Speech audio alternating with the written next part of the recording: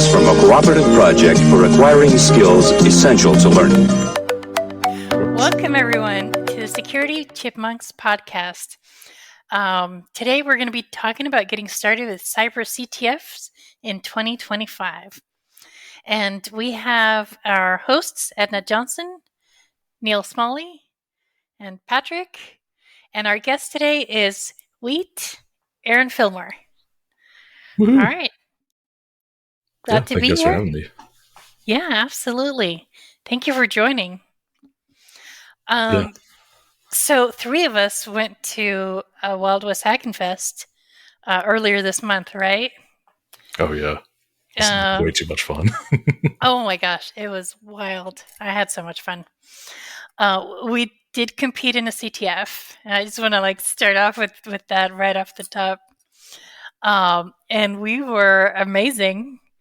Our team, Shall We Play a Game, placed first. We had double the points of the team behind us. And we went home with this beautiful black badge from Wild West Hackin Fest. So our team got first place and won that.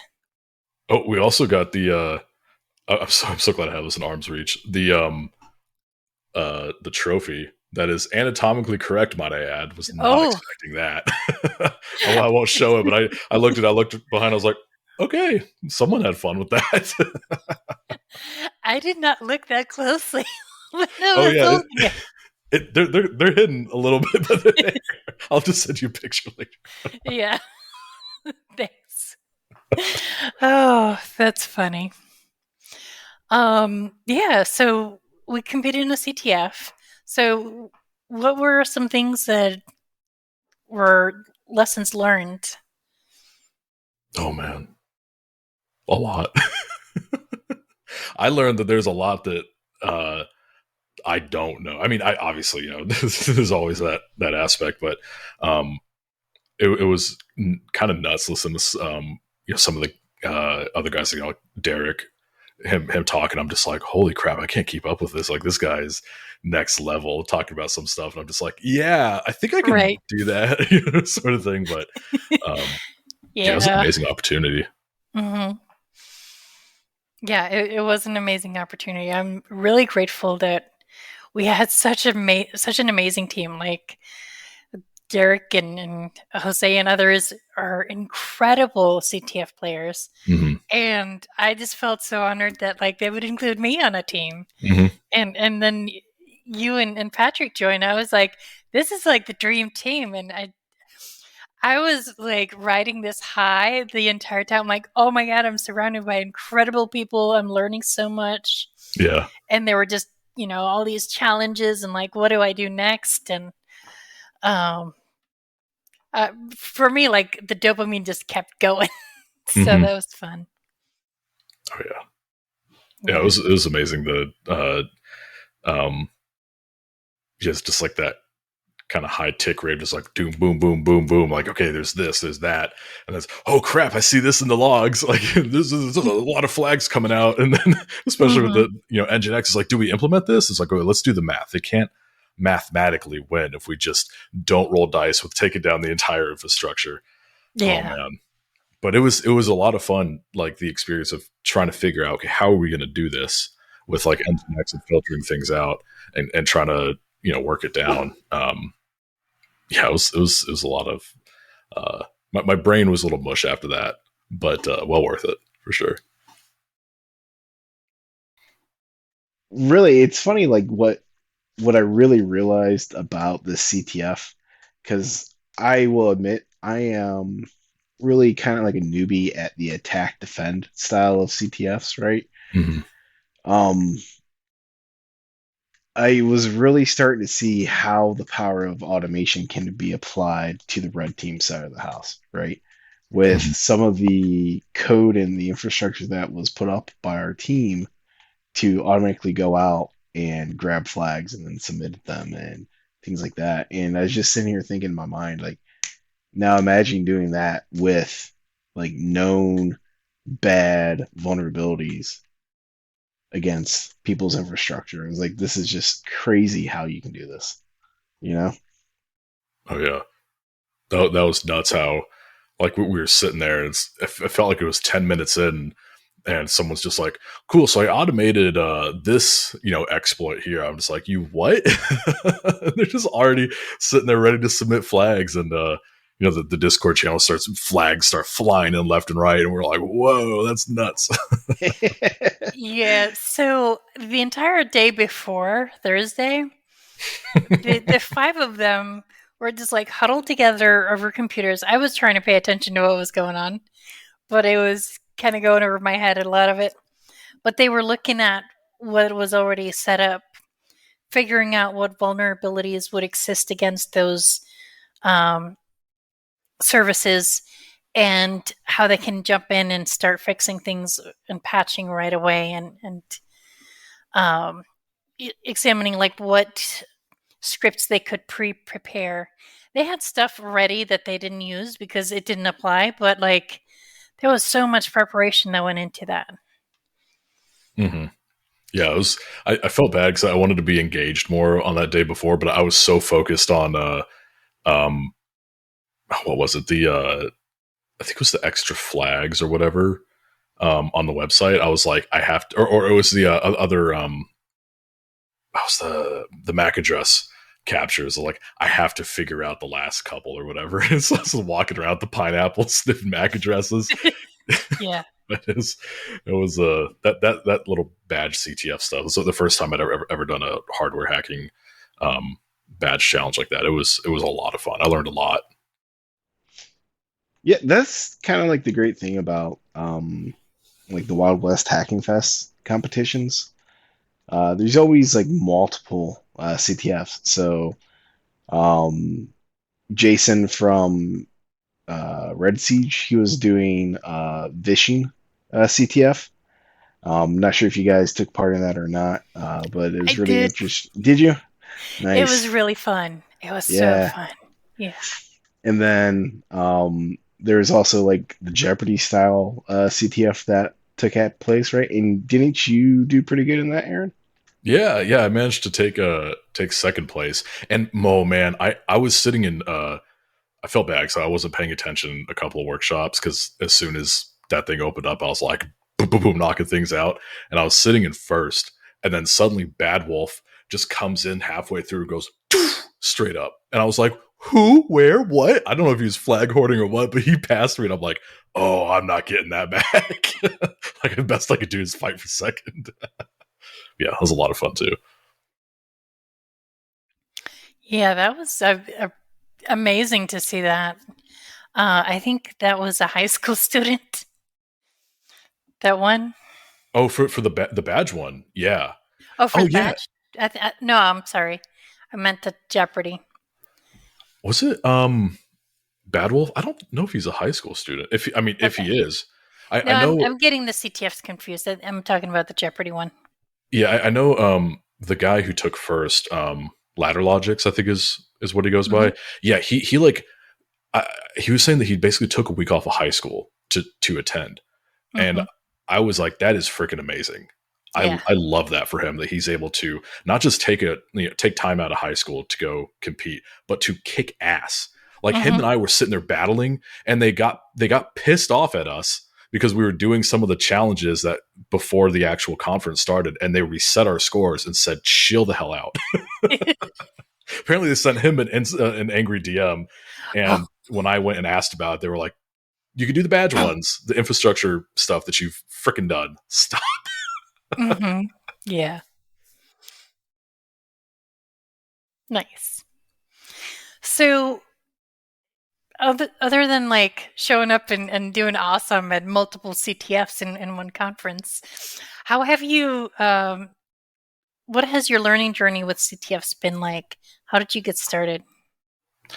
Oh, man. One of my favorite things I like to tell people is that I was kind of engaged in a multi-year CTF with my father, which for context, so he was the program director for the Marine Corps' PKI infrastructure implementation for data centers. So he was aware of the dangers of the internet and what was out there. Granted, my threat profile as a 4-year-old was not that of the United States Marine Corps. However, you can imagine there's probably a little bit of overlap there. So when we got our first computer, Dell with the dark gray Dell with the massive CRT monitor. From then on, he spent a lot of time, putting technical and administrative controls, if you will, in place to protect me from stuff. And I was like, how about no? There we go. Okay. So you had an interesting way of learning CTF. Yeah. It was definitely trial by fire, or I guess a lot of trial and error, I should say. Yeah.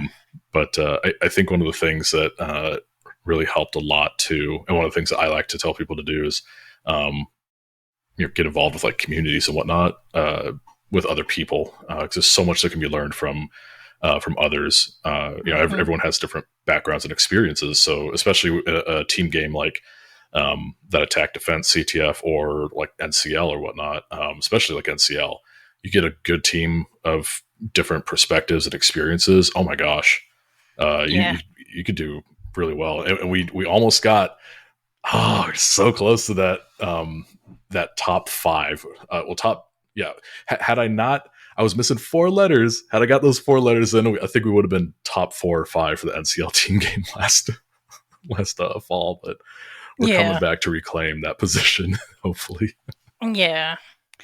Well, I'm hopefully going to be on a team with you. Oh yeah, I'm pretty sure you will be. I would be shocked if you weren't. Yeah. Last year we did really well when we were on a team together. Oh yeah. So yeah, because I think I was in Denver again, ironically, during the team game, and I felt bad because I was like, I can't, participate, but I was really thankful that you guys let me hop on. I was glad I was able to get that last web challenge. I don't think we had a lot of time left, and I was like, what if? And it just happened to be it. I was like, oh my gosh. Yeah. That's amazing. Great time. That was fun. So, what is your favorite CTF type of challenge? Ooh, I'd probably have it's a toss between I say OSINT and forensics.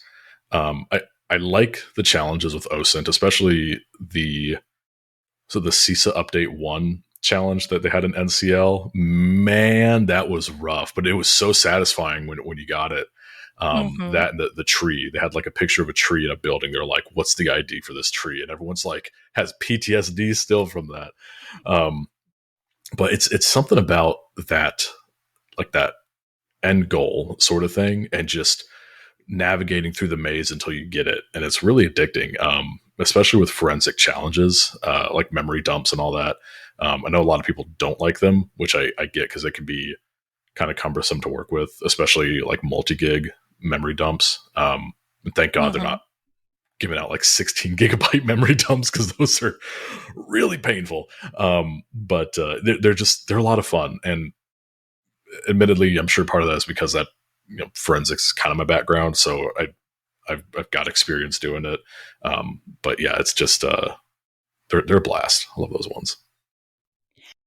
Well, what about you guys? Like, what are y'all's favorite categories? Because everyone's got to have a favorite, I'm sure. I like crypto. Those are fun. Getting to figure out like what is the cipher? What are we deciphering here? Those can be really challenging too. Oh yeah.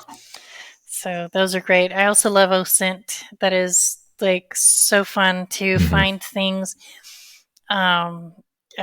I like, going down the rabbit holes and all the pivots until you like, oh, there it is. There's the thing that I've been looking for. I found it. So. Oh, yeah. Yeah. How about you, Neil or Patrick? I'm a fan of a lot of the ones that, I guess, like they're the exploit category, right? So, some CTFs will give you like a buffer overflow to do, or here's the source code, figure out how to do this type of thing. So that's always, to me, pretty rewarding.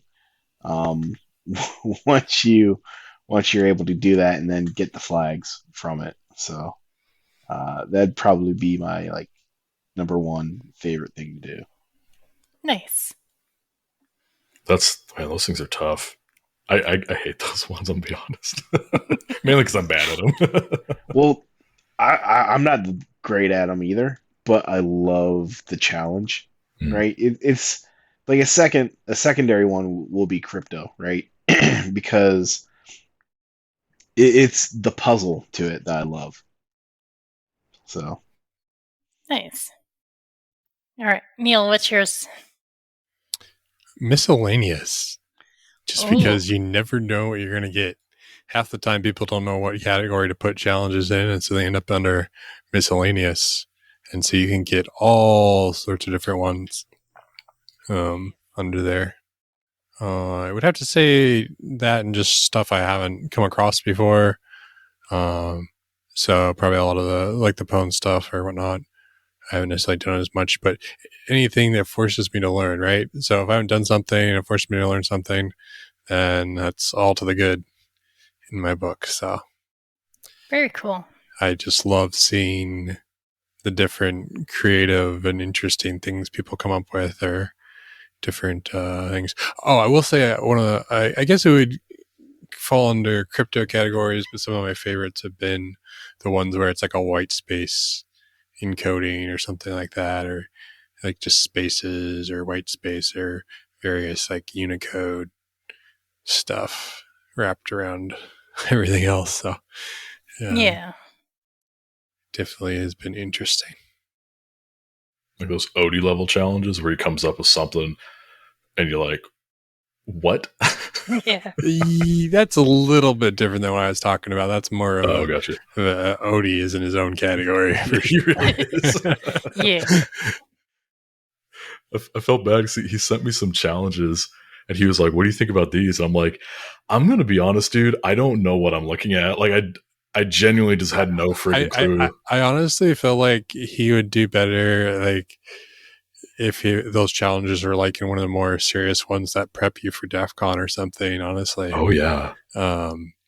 Like, the difference between going to, no offense, like the Cyber Info CTF and then going to, like, I don't know, like the Plaid Parliament and Poning CTF is going to be a world of difference, and you just kind of set your expectations differently. So, oh yeah, yeah. His challenge was like I'm pretty sure I rated it like very hard or insane or something like that, and tacked a lot of points onto it because I was like, I don't even know how to solve this one, man. So somebody with way more experience in CTS than I have. So, oh yeah. And I mean, like, if you look at some of those, it's pretty insane. Probably one of my favorite ones I've seen it. I think it's like from an old one from Google CTF where they had like a robot arm writing with like the laser pointer that wrote the flag out or something like that. So you'd like to decode the flag, you had to like decode the movements of the robot arm, but that was a fun one to read about.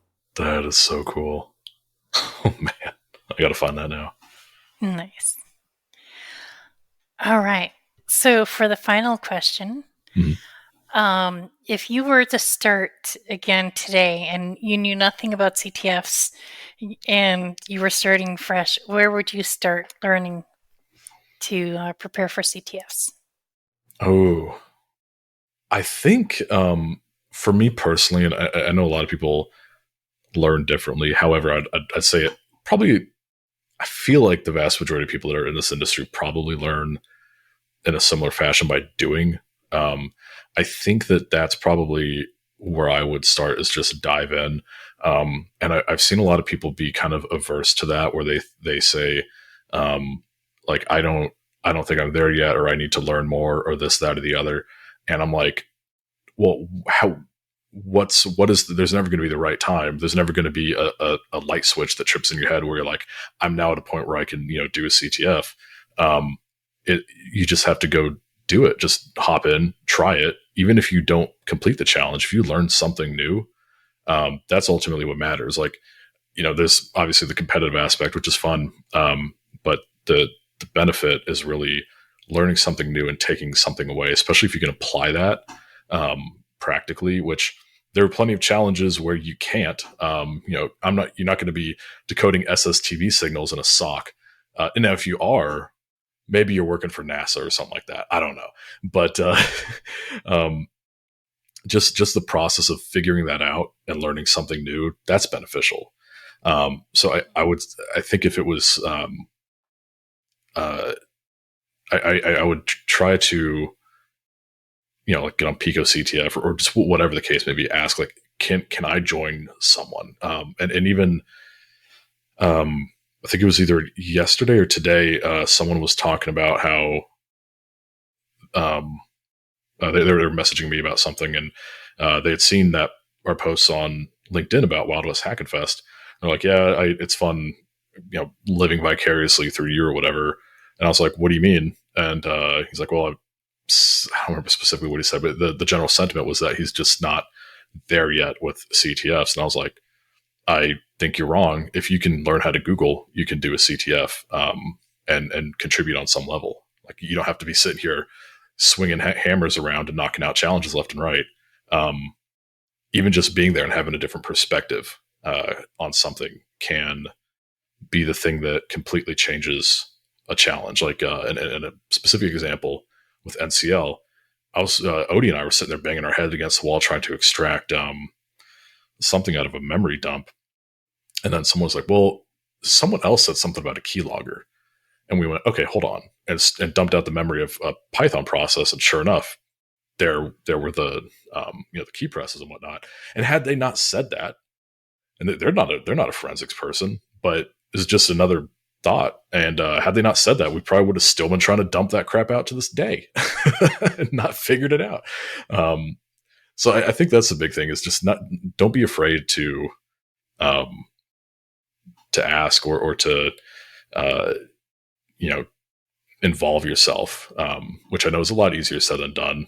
I think there's probably plenty of us in this industry who find it hard to put yourself out there, and I'm definitely one of them, and go talk to people and like, hey, can I join you? Because I'm like, I don't want to impose, but I think there's a lot of benefit if you do, and the right people who you do want to be around with, who you do want to be around, will have no problem helping you out and involving you in some way. Very nice. That's good advice. Thank you. Well, I try. you. All right. This has been an episode of Security Chipmunks.